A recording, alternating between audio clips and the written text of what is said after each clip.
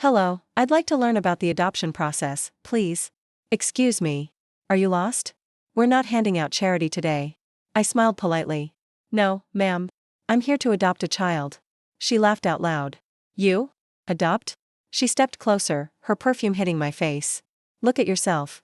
You look like you just crawled out from under a bridge. Her voice got louder so everyone in the lobby could hear.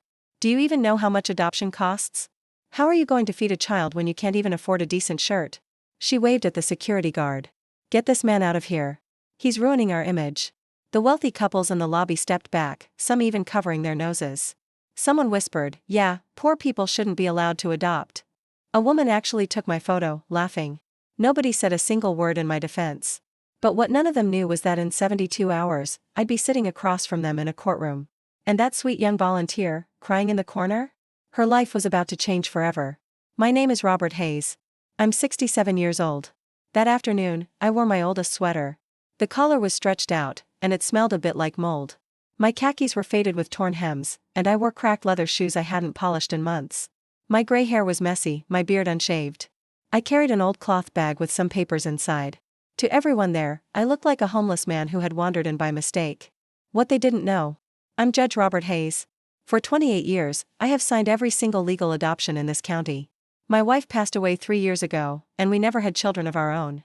Through my private foundation, I've quietly funded college for over 200 orphans. That day, I dressed this way on purpose. I wanted to see if this agency, which I had supported for years, still treated everyone with dignity, whether they were rich or poor. I actually wanted to adopt, to fill the emptiness in my life. Instead, I found cruelty.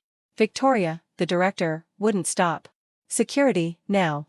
The rich couples whispered and pointed, pulling their own kids away. My chest ached. This place was supposed to be about love, not money.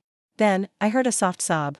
A young volunteer, Emma, barely 24, walked over with a bottle of water. Sir, I'm so sorry.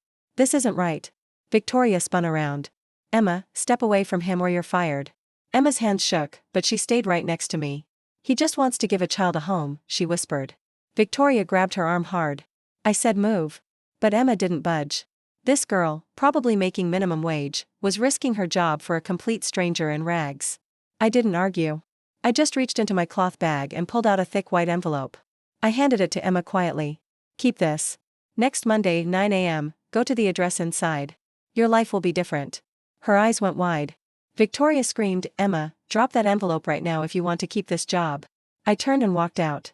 Behind me, I heard Victoria mocking, probably just junk mail from a crazy old man. Curious what was in that envelope? Comment, part 2 below, and I'll tell you what happened when Emma walked into the courtroom that Monday morning and realized the shabby old man was sitting in the judge's desk chair. Thanks for watching.